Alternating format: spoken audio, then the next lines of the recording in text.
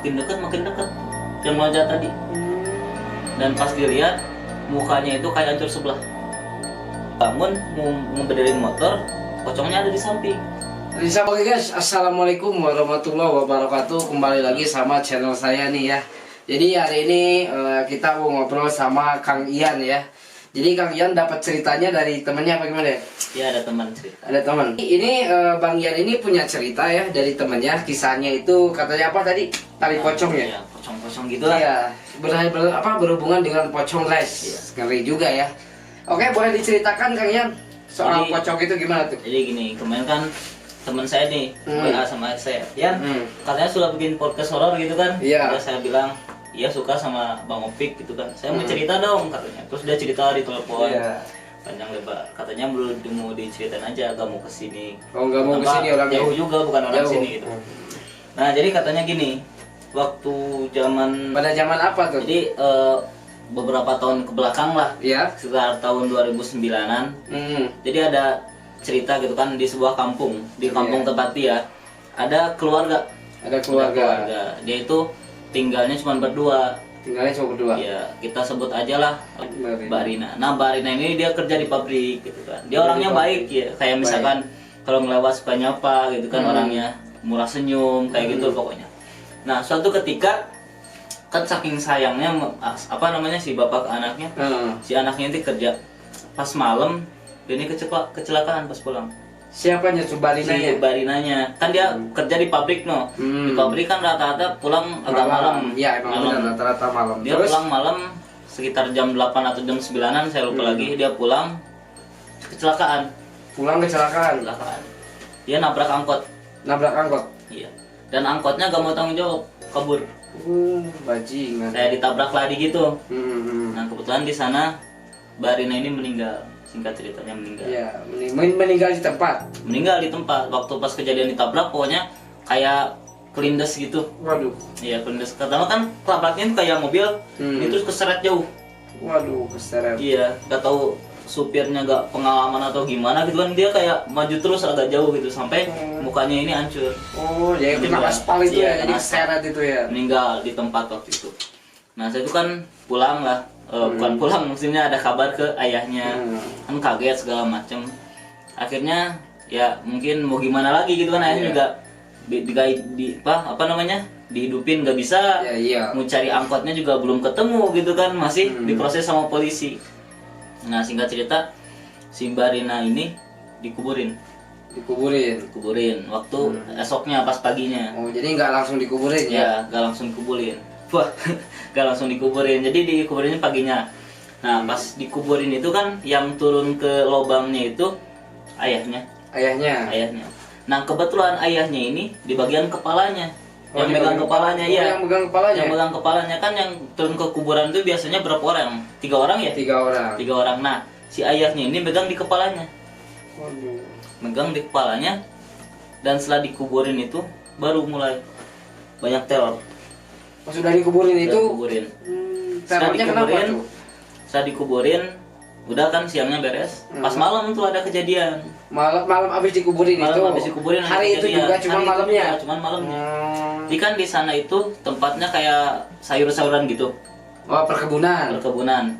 Nah biasanya orang kalau ngirim sayur itu malam rata-rata kan. Iya, malam. Nah ini ada kayak bapak-bapak pakai motor mau nganterin sayur mungkin kan, sekitar jam 11 malam habis ngepek gitu kan, biasa di-pack dulu kan. Iya, dirapihin dulu, disortir dulu, tamu dikirim dulu dia ke mobil, dia pakai motor dulu dari tempat pabriknya gitu kan. Pas dia lewat, pas pakai motor kan jalannya itu kayak masih bambu gitu, ada yang meloncat. Iya, jam 11 malam kan. Kalau di sana itu masih dibilang tempatnya horor. Pokoknya setelah jam 10 ke atas jarang ada orang lewat. Jarang ya. Jarang pokoknya. Ya emang namanya di kampung begitu guys. Di kampung itu jangankan jam 10, jam 8 aja itu udah, ini warung aja jam setengah 9 udah tutup kalau di kampung. Nah itu jam 11 dia keluar bawa sayur kan biasa. Nah pas jalan di kanan kiri itu kan kayak pohon bambu gitu. Ada yang keluar loncat gitu kan. Dari kan lagi pakai motor loncat, dia berhenti itu, kaget. Dia ngeliatin, makin dekat tuh yang loncat tadi. Dan pas dilihat mukanya itu kayak hancur sebelah. Ternyata itu pocong. Anjing berinding sumpah, malam Jumat nih guys. Ini bikin cerita ini malam Jumat, terus ditambah gimana langsung mau di-upload kan? Iya, mau langsung di-upload malam ini juga. Jadi pas ternyata itu pocong. Pocong. Dan hancur mukanya sebelah, pokoknya hancur. Terus dia pingsan nggak itu si yang pakai motornya? Enggak, dia kaget. Jadi si pocongnya itu kayak ngomong, tapi ngomong nggak kayak gak ada suaranya gitu. Kayak buka mulut kayak gitu-gitu doang. Buka mulut tapi gak ada suaranya. Nah, sini kan kaget tuh. Dia ninggalin motornya, akhirnya dia jatuh kan dari motornya. Pas dia mau ngebangunin motor, udah di sampingnya itu pocong. Tapi nggak ngikut di belakang? Enggak. Dia kan asalnya kan jauh tuh. Nggak terlalu jauh sih, kayak 7 meteran lah. Dia kan langsung jatuh, udah kaget. Pas dia bangun mau ngebenerin motor, pocongnya ada di samping. Ada di sampingnya? Lagi berdiri di samping di sini nih. Dia kan kaget dong. Dia kan kaget, dia akhirnya lari. Kan jalan kayak tanjakan gitu, dia lari ke bawah. Pas di bawah ada lagi pocongnya. Banyak pocongnya? Enggak, cuma itu doang. Itu, tapi kayak bisa pindah-pindah gitu. Ya iya, emang kalau pocong pindah. Jadi sebenarnya jin itu. Jin menyerupai pocong. Mungkin kayak jin korinnya gitu. Iya, soalnya ini abis ini kan kejadian ini orang meninggal baru dikuburin kan, kalau malamnya itu angker gitu. Agak ngeri-ngeri sedap lah gitu. Nah, habis itu dia kan ketemu pocong tuh lari. Akhirnya dia larilah ngumpet ke rumah warga di sana. Jadi kayak dia ketok-ketok ke rumah warga, akhirnya ada yang buka, dia ngumpet di sana. Dan cerita tuh katanya, ada pocong, ada gini. Ya warga kan kayak udah biasa lah gitu, kayak ada pocong yang kayak gitu. Yaudah akhirnya mereka ngerti, masuklah ke rumah. Nah, singkat cerita, si tukang sayur ini gak mau keluar. Gak berani dia keluar, takut. Dan dia cerita lagi, pas malam dia kan akhirnya nginep di sana. Motor bodo amat ditinggalin di sana. Motor ditinggalin. Anjir. Karena mungkin trauma juga kan. Punya shock juga lah, baru pertama kali ketemu pocong sedekat itu. Motor ditinggalin, dia nginep di rumah warga. Nah, pas dia kan tidur di kursi dekat jendela. Pas jam 1 malam kata dia kebangun. Katanya ada yang ngetok-ketok pintu. Ngetok-ketok pintu? Ngetok-ketok pintu. Anjir. Tok tapi pelan banget. Maksudnya bukan pelan, suaranya kencang. Cuman kayak temponya lambat. Kayak slow motion begitu ya. Tok gitu kan. Dia kan kepo gitu kan. Akhirnya dia ngintip dari jendela, ternyata apa coba? Apa tuh? Pocong gini ya. Tok. Kepalanya. Ke pintu dijedotin pintu. Tok gitu. Anjir. Jam 1 malam itu pas dia baru bisa tidur. Habis kejadian itu ada pocong kayak gitu. Terus gimana tuh reaksinya? Dia kan kaget dong, teriak langsung kan. Dia teriak, semua orang rumah pada bangun, dicek, udah gak ada pocong. Nah setelah itu kan rame lah di kampung, semuanya geger tuh cerita, langsung pada nyebar lah di kampung tersebut. Anjing berinding sumpah. Soalnya kalau masalah pocong emang udah takut sih. Kalau mau bahas tentang pocong itu kayaknya, gitu. Iya. Nah, apalagi ini malam Jumat guys. Terus ada, pas itu kan udah cerita tuh, udah beres. Nah orang-orang pada bingung dong, kok ada apa nih tiba-tiba ada kayak gini, ada pocong kayak gini. Nah singkat cerita, teman saya ini, yang cerita ini kan, yang cerita teman saya ini, dia nginep di rumah teman waktu malamnya. Setelah kejadian itu kan siang, malamnya lagi dia nginep di rumah teman, sekitar 5 orang lah. 5 orang dia nginep di rumah teman, dia tidur. Dia gak bisa tidur pas nginep itu. Nginep biasalah waktu itu kan kayak masih zamannya PS2 gitu kan. Apalagi di perkampungan gitu jarang. Jadi sana ada kayak orang kaya gitulah. Ikut main di sana, nginep main PS sampai tengah malam. Nah pas tengah malam itu si teman saya ini gak bisa tidur. Kenapa lagi tuh? Gak bisa tidur, emang mungkin kalau di rumah orang kan susah kan tidur kan. Iya emang bener kalau. Ya kayak beda lah sama rumah sendiri lah. Beda. Gak bisa tidur. Dia kayak aduh gimana. Akhirnya dia bangun, aduh gak bisa tidur. Akhirnya temannya yang lain juga ikut bangun. Lu gak bisa tidur juga katanya gitu. Ternyata teman yang belum tidur sepakat pada pulang lah semuanya. Pulang semua. 5 orang itu pulang sekitar jam 1 malam. Nah waktu itu kan 5 orang tuh beda-beda rumah lah. Yang 3 orang udah masuk gang, Udah pindah-pindah, udah masuk rumah masing-masing lah, belok ke rumah masing-masing. Nah teman saya sama temannya lagi berdua ini jalan. Di tengah jalan temannya teman saya ini ngomong, bang, ngerasa gak sih kayak ada yang ngikutin, ada gitu. Nah teman saya kan bilang, wah lu jangan macem-macem gitu kan. Terus ya kan ini malam tengah malam gitu kan, lu jangan ngomong macem-macem. Enggak, bener kayak ada yang ngikutin gitu, katanya gitu. Pas dia jalan ada suara dari belakang. itu gimana itu suaranya? Ada suara kayak orang loncat. Orang loncat. Puk. Oh, itu orang loncat. Nah pas gitu teman saya tiba-tiba lari itu, gak tau kenapa. Lari. Temannya teman saya lari dia. Itu kan teman saya langsung nengok ke belakang, ternyata pocong katanya. Pocong. Dan pocongnya sama kayak yang nakutin tuang sayur itu. Sama. Mukanya hancur sebelah. Berarti itu emang yang bekas si Mbak itu ya, yang almarhum Mbak itu yang ketabrak berarti ya. Cuma menyerupai mungkin ya. Nah pas kejadian itu kan rame, pokoknya 7 hari dari kejadian itu diteror semua warga. Diteror? Bahkan teman saya pas waktu tidur pun ditemenin sama pocong. Dia tidur, biasa kan tidur selimutin gitu. Pas dia buka, pocong di depannya. Pocong? Kayak terbang, nindih gitu. Oh, jadi pas kita ini tuh tidur gini, di depan gini ada pocong Pas gini. dibuka, pocong. Sama mukanya. Dan setiap ketemu orang ngomong sama. Kayak mau ngomong gitu nih. Kayak pengen ngomong. Cuman kayak gak bisa atau gak tahu kenapa. Akhirnya orang-orang pada rapat lah. Dan akhirnya curiga nih. Ada yang gak bener nih. Dan pernah pas 7 hari itu ada yang ngomong. Gimana tuh? Saya pernah didatengin pocong, terus bilang gini, tolong buka tali pocong saya.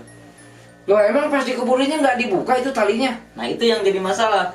Jadi si pemuda ini ketemu pocong katanya, terus dia ngomong. Ke orang lain kan ngomong nggak kedengeran tuh. Iya. Kalau dia kedengeran katanya, tolong lepas tali pocong saya. Akhirnya itu kalau nguburin pocong itu kan, nguburin ya jasad itu kan dibuka. iya dibuka. Nah emang itu nggak dibuka?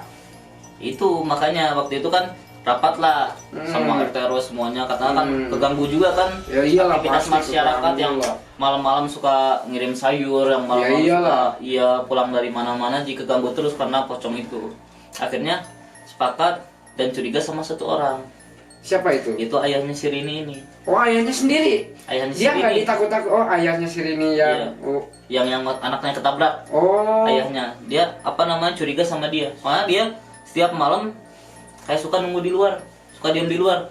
Ayahnya itu? Setiap malam suka nunggu di luar diam kayak gini. Angin gede. Apalagi setelah kejadian tersebut, ayah itu setiap malam pokoknya diam di luar. Akhirnya datangnya sama warga semuanya, dan setelah ngomong-ngomong akhirnya dia ngaku. Ngaku gimana katanya? Dia sengaja gak ngebuka tali pocongnya, sengaja. Biar apa katanya? Katanya dia gak ikhlas.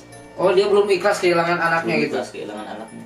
Dan mungkin dia pengen kayak anaknya bisa balas dendam lah sama yang membunuh dia gitu. Oh, sama yang nabrak itu. Dia sengaja tuh gak buka tali pocongnya. Gak dibuka tali pocongnya. Sengaja dia. Kan warganya lihat mungkin ya, kalau pas itu apa nggak lihat?